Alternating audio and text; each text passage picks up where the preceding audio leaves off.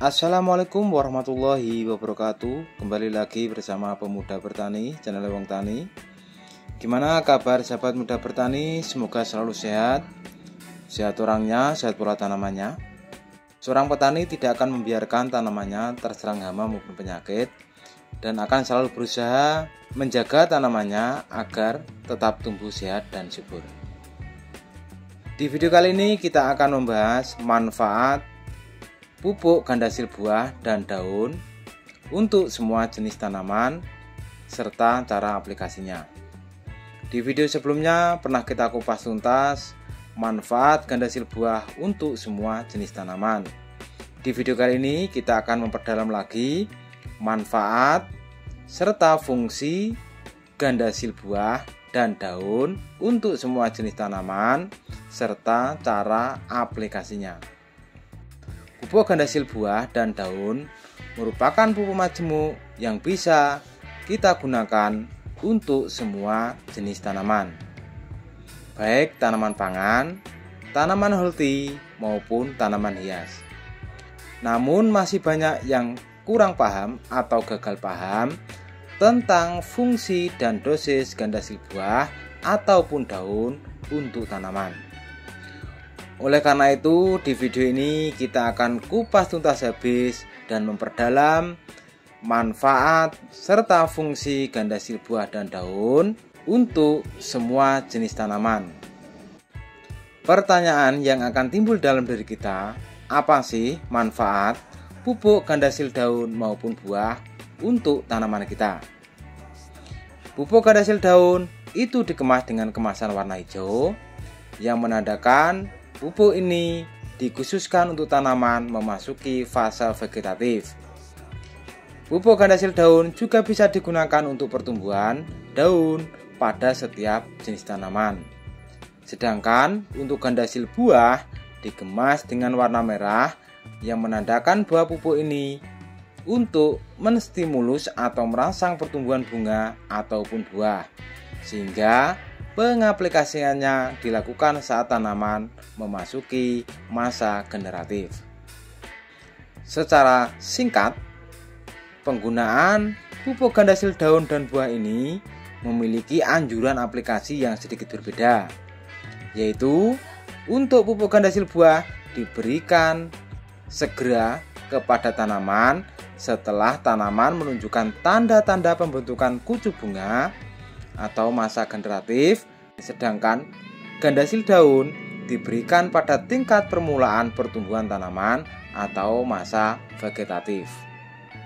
Setelah kita mengetahui manfaat dan fungsi pupuk gandasil daun dan buah, berapa dosis pupuk gandasil daun dan buah ini yang akan kita gunakan untuk tanaman kita? Jika kita melihat dan kita perhatikan, baik itu pupuk gandasil daun maupun buah, masing-masing memiliki kandungan unsur dan zat yang hampir sama, kadar presentasenya saja yang berbeda.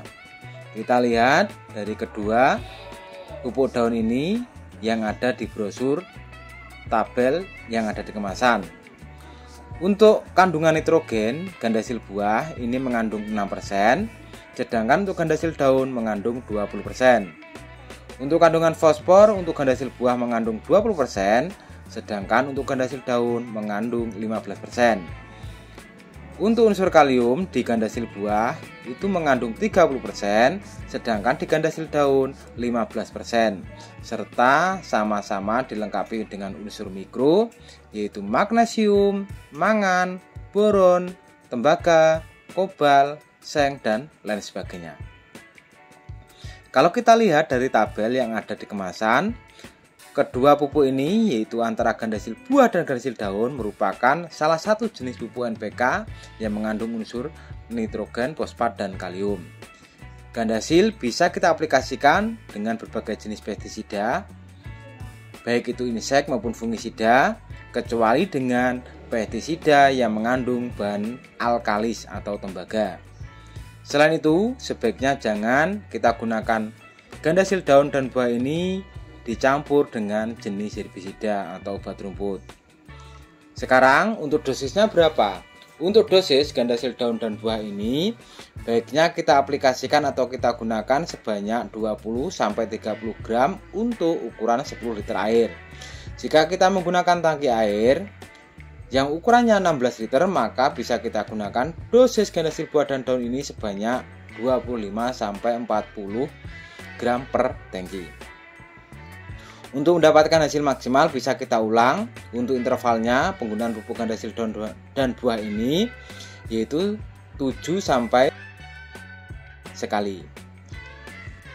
Yang perlu dicatat dalam penggunaan pupuk gandasil buah dan daun ini yang perlu diperhatikan adalah yang pertama, lakukanlah penyemprotan pupuk gandasil daun dan buah ini dilakukan ke bagian daun yang menghadap bawah atau punggung daun ketika mulut daun stop mata sedang membuka sempurna, atau kita lakukan penyemprotan di pagi hari jam 6 sampai jam 9 pagi, atau sore hari yaitu kita mulai penyemprotan jam 4 sore.